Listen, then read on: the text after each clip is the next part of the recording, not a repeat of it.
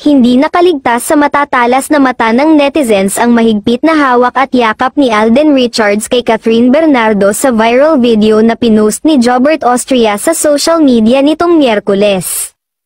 Thankful ang Katden fans sa fresh reels na ayuda ni Kuya Jobert, co-star ni na Catherine at Alden sa pelikulang Hello, Love, Again.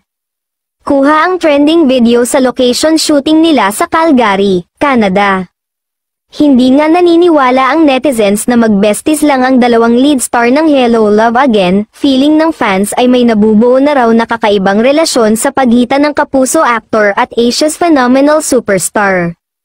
Tuwang-tuwa naman ang solid fans ni Kath kay Tisoy dahil sa pagtutok at pag-alalay ng huli sa kapamilya box office queen. Wala nga raw paki ang aktor kahit magmukha siyang alalay ng aktres sa shooting nila. Si Alden kasi ang nagbibitbit ng mga gamit at water tumbler ni Kath. Halos araw-araw ay trending sa social media ang reunion movie ng dalawa.